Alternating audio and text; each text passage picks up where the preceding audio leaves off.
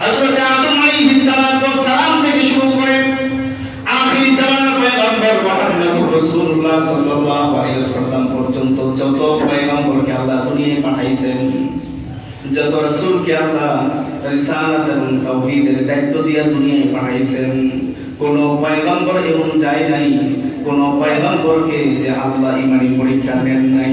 আল্লাহু আকবার বলে। নবীদের যদি পরীক্ষা দেওয়া লাগে, ঈমানি পরীক্ষায় যদি তাদের অংশগ্রহণ করা লাগে, শুধু তাই না, আগের জামানার নবীদের কথা নাই বাদ দিলাম, যেই নবী এত শান এত মান, আল্লাহ যাকে বন্ধু বানাইছেন হাবিবুল্লাহ বলছেন।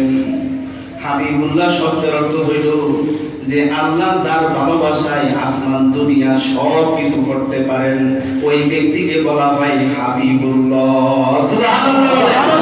আমার নবী আল্লাহ বানাইছেন হাবিবুল্লাহ। ইব্রাহিম আলাইহিস সালাম বানাইছেন আল্লাহ খলিলুল্লাহ। এই হাবিবুল্লাহ ও খলিলুল্লাহর মধ্যে পার্থক্য হলো যে খলিলুল্লাহ হয় তাকে মালিককে পাওয়ার জন্য কুরবানি দিতে হয়, আর হাবিবুল্লাহ যে হয় মালিক স্বয়ং তার সন্তুষ্টির জন্য সব কুরবানি দিয়ে দেয়। সুবহানাল্লাহ। আমাদের নবীকে আল্লাহ হাবিবুল্লাহ বানাইছেন, দয়ার নবী মায়ের নবী।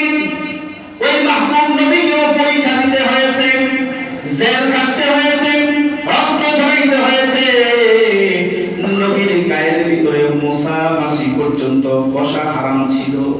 আল্লাহ তাআলা তার জিন্দেগীর শুরু শেষ পর্যন্ত সমস্ত গুনাহগুলো maaf করে দিয়েছেন। আল্লাহু আকবার বলে।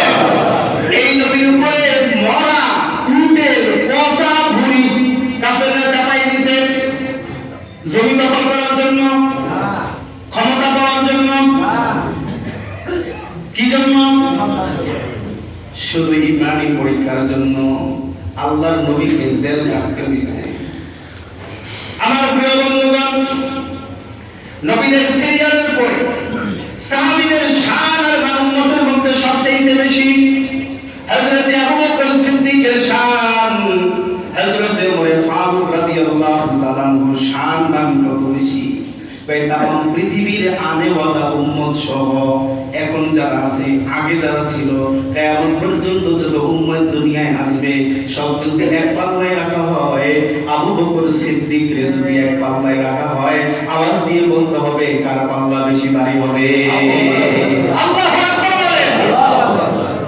ওই আবু বকর সিদ্দিক থেকে শুরু করে